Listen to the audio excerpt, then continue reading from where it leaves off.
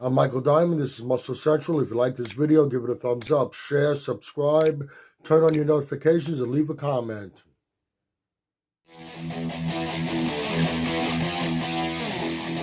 Okay, going into this year's Olympia, Derek Lunsford is probably most talked about as uh, the potential winner this year. If not so much Hadi Chupon retaining it, and as far as anybody else stepping up and taking the title, Derek is probably, if you poll the people, he probably would get more votes. People have very high expectations of him. Places second last year's Olympia. Now, let's go back to when he was at 212. We would see him leading up to shows and look like there's nobody that can stand in his way. By the time he gets on stage, it's a different story, and we chalk it up to, well, he has to suck down to make the 212. He eventually wins the 212, beats Sean Clarita, which there are people, myself included, who would argue that Sean should have retained the 212. That's another story. Becomes 212 champion. Then we see him on the stage guest posing at the Pittsburgh Pro. He's on stage with Nick Walker, Hunter Labrada, Brandon Curry, and he looks really impressive. He's doing more than just holding his own. Now the talk is, wow, what if we see, how would he do on the open stage? We get our wish. He didn't qualify for the Open Olympia.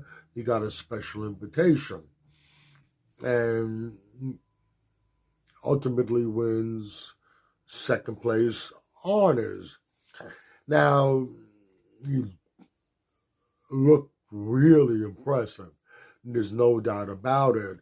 The final battle was between Derek and Hadi, but I really thought, and a lot of people would say the same, it was more of a battle between Derek and Nick than it was Derek and Hadi.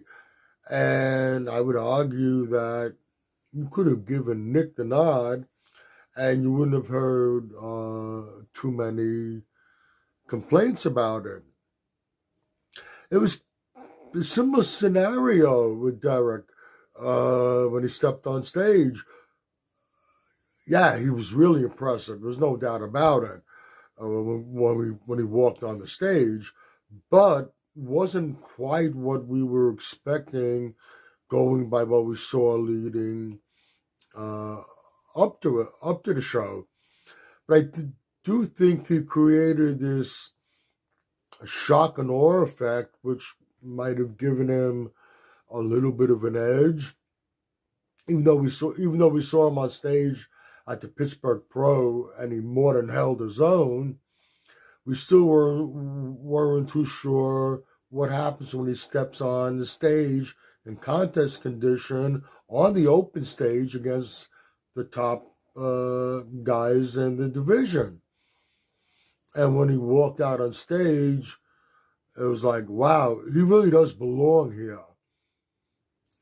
And yeah, you can't argue the fact he definitely belonged on the open stage. And I think that helped work a little bit in his favor throughout the judging. Like I said, it was, you can argue that it was more of a battle between him and Nick than him and Hadi, and you can argue that Nick could have edged him out on this one. Now he's this big favorite in many people's eyes going into this show. Is he going to be able to deliver? We don't know. We'll see when he steps on stage.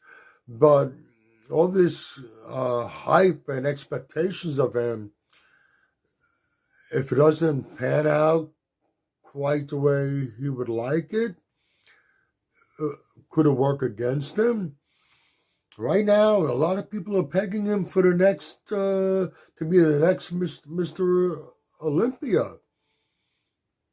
What if he doesn't win? What if he placed second last year? What if he doesn't place second? What if he places third or even fourth? Not that that would be a bad placing by any means. You're still one of the best in the world, but it's a tough lineup. It's a stacked lineup. So what happens if he doesn't place at least as well as he did last year? With that disappointment that the people have surrounding that, would that make them turn against him?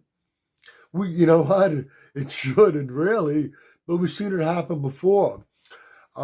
Me personally, you'll get my predictions in a couple of days. I'll have the video up.